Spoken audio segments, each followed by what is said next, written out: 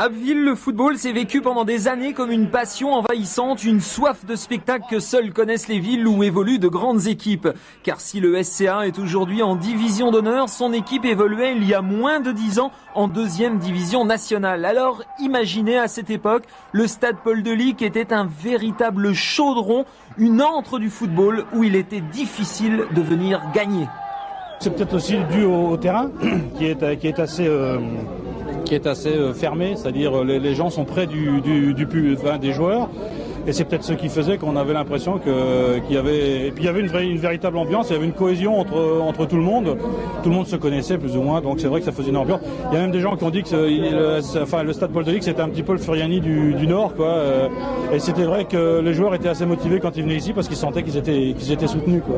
Bon, on n'était pas non plus à Old Trafford en Angleterre, mais qui s'y frottait c'est piqué, disait la légende. Et même le grand Paris Saint-Germain est tombé à Abbeville en Coupe de France 1-0 sur un but de Bleu Boucher. Pour le coup, il était presque canonisé. Pas de détails pendant ces matchs-là, toute la ville était au rendez-vous et on oubliait 1h30 durant la crise, le chômage, etc., etc. Les petits, les grands, on occupait les tribunes, on montait partout dans les arbres et les joueurs se déshabillaient dans un vieux wagon, figurez-vous. Tranche de vie à laquelle a même participé Bernard Lama à ses débuts, oui, le Bernard Lama du PSG et de l'équipe de France. Vous en souvenez, madame ? Je peux pas vous dire les noms, je me rappelle plus, mais j'en connais beaucoup. Je travaillais à l'hôpital, je quittais à 10h, à 10h15, j'étais là. Ça a changé, hein. Moi j'étais là-bas derrière les buts, j'étais debout déjà, primo, et maintenant on est assis. Et on entendait, il y avait 3 000, 5 000 personnes, hein. Ça c'est sûr, 5 000 personnes au moins.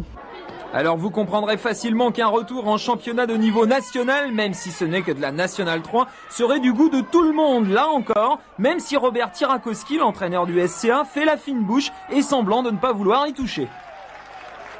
Pour moi, il n'y a encore rien de joué parce qu'on a une équipe très très jeune qui s'enflamme très vite et on a un match très très intéressant samedi prochain contre Noyon et ce match-là, il faudra le gagner. Il ne faut pas qu'on se relâche parce qu'on a eu des trous au cours de notre saison et on aurait pu perdre ce championnat qui n'est pas encore gagné. Il est loin d'être gagné.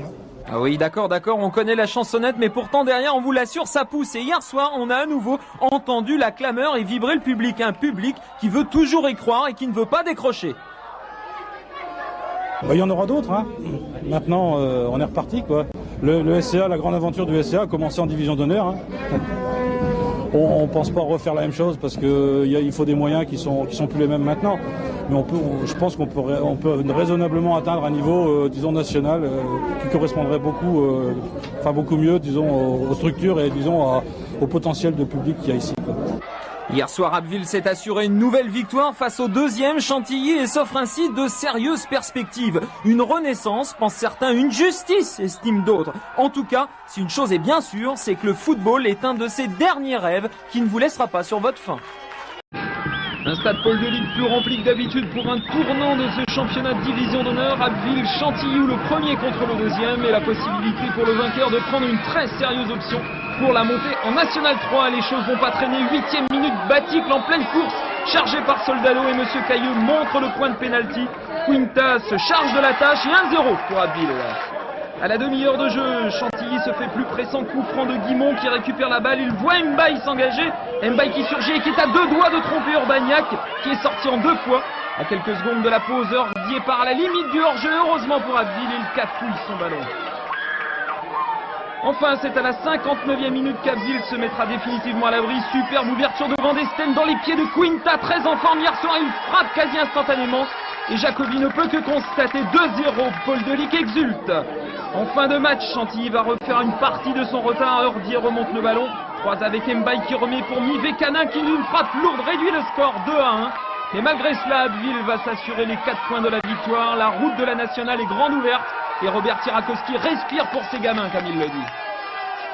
C'est un match très difficile pour nos gamins, surtout sur le plan défensif. On a eu du mal à gérer cette pression qui faisait sur ce match de Chantilly.